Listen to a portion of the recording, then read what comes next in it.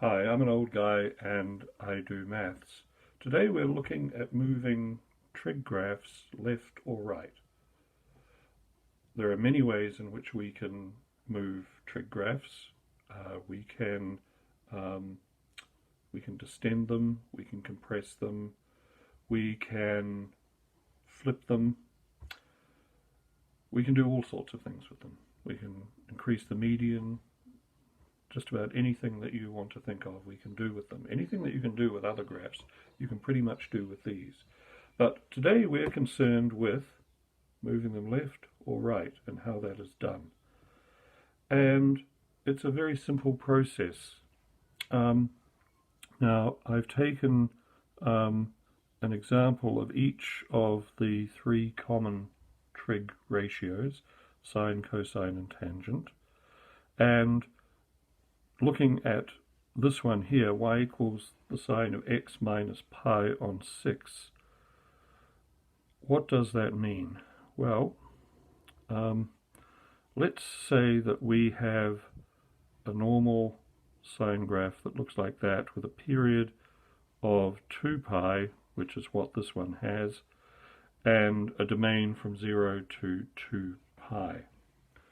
Now, if I set about doing what this says, I have to move this pi on 6 units along the x-axis to the right,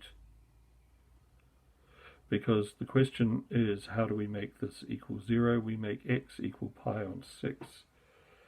So where does this start and where does this finish? Well, the first thing I would do is I would get a point on here of pi on 6, and this would be pi plus pi on 6, so that is 7 pi on 6, 7 pi on 6. Now, why is that so? I've added 1 pi to this, which is pi. Actually, I'll do that in blue. That is pi. So if I'm moving everything along by pi on 6 to the right, this becomes pi on 6 here. Instead of 0, it's 0 plus pi on 6. This is pi plus pi on 6, which is 6 pi on 6 plus pi on 6, which is 7 pi on 6. This is 12 pi on 6 if I write it in those terms. Then I add 1 pi to that, and this becomes 13 pi on 6. And I'm going to extend my x-axis out this way by pi on 6.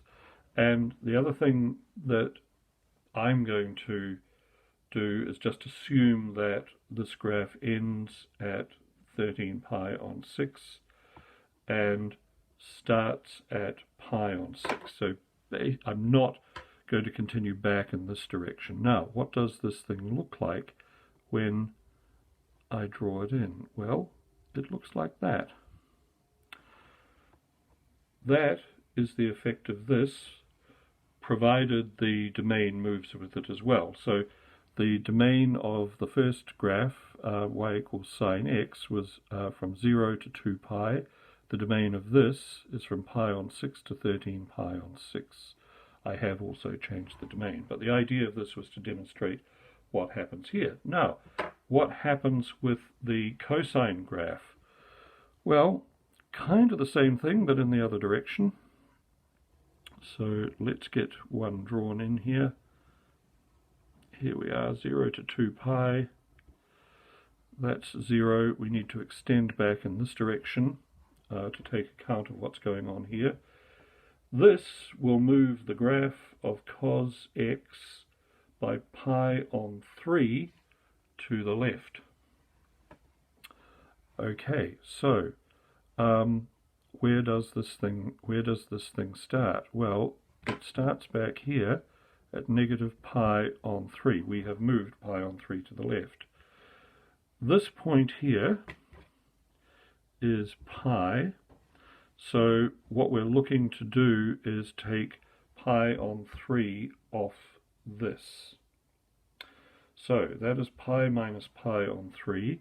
So we're looking for a point down here of 2 pi on 3. I hope that makes sense. And over here, this is going to be 2 pi minus pi on 3. Now 2 pi is 6 pi on 3, so we're looking for a point 5 pi on 3, which will be about there. Okay, I think that's got things to the point where I can draw them. Here we go. Now, just forgive my poor drafting, but that's what this thing looks like. Sorry, that is really bad. Okay, that's what this thing looks like. Now, we have some other matters to deal with here because we have points here and here on the x-axis where this thing crosses. And just as we did up here, we need to account for that. So this would normally be pi on 2. And this would be 3 pi on 2. So what is this point and what is this point? Well, this point here is pi on 2 minus pi on 3. Okay, time to work with fractions. So pi on 2 is, we'll raise everything to pi on 6 because we have different denominators.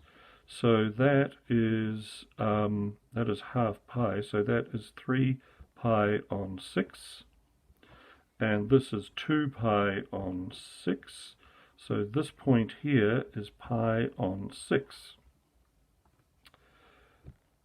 Similar thing over here, we're subtracting we'll subtract 2 pi on 6, which is pi on 3, from, where are we, 9 pi on 6, yeah, 9 pi on 6, which gives us 7 pi on 6 here. That's our measurement. And that's the process. Again, what I've done is implicitly I've shifted the domain as well. Now I hope all this made sense. I hope you were able to follow what I was doing.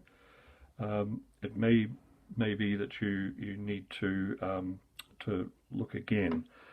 We have one more thing to do. Okay, and on to the tangent. Now, y equals tan x minus pi on 4. What's going to happen is this tangent graph here, which is the tan of x, is going to be moved pi on 4 to the right. So let's set about doing that. The first thing to do is to sort out the asymptotes. And these asymptotes are going to move pi on 4 to the right.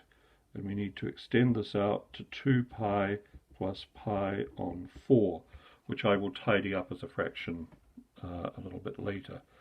Now this asymptote here is going to be pi on 2 plus pi on 4, and this asymptote here is going to be 3 pi on 2 plus pi on 4.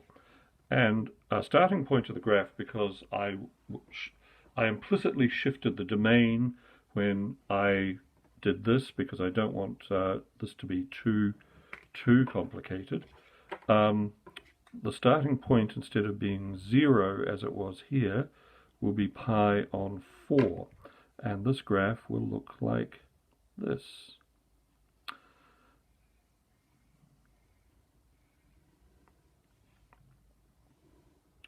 And we're going to need to work out what this point is here, which should be in the middle between these, but it's not because I'm not great at drawing. Okay, so we know up here that it is pi. So this will be pi plus pi on 4. Now, I'm just going to tidy up all of these fractions so that this looks halfway decent. So we have 2 pi on 4, pi on 2, plus pi on 4, which gives us 3 pi on 4. that is this asymptote here. This is pi on 4, this is 3 pi on 4.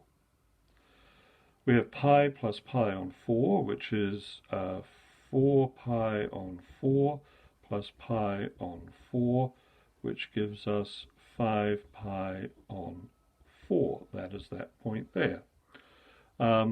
We have 3 pi on 2, which is 6 pi on 4 plus pi on 4, which gives us 7 pi on 4. And over here we have 8 pi on 4, 2 pi on 2, plus pi on 4, which gives us 9 pi on 4. And these are the critical points on this new graph, which has been picked up and moved pi on 4 to the right. Now just let me run through all of that again, because I did this very quickly. Our starting point has moved from 0 to pi on 4. The asymptote has been moved the same distance, so it is pi on 2 plus pi on 4, which we can add to get 2 pi on 4 plus pi on 4, which gives us 3 pi on 4. 3 pi on 4. This point here on this graph was pi. It is now pi plus pi on 4. So we have 4 pi on 4, 1 pi, plus pi on 4, which gives us 5 pi on 4.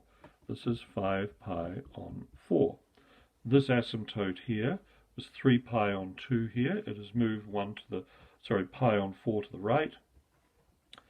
This is 6 pi on 4, plus pi on 4 gives us 7 pi on 4. This is 7 pi on 4.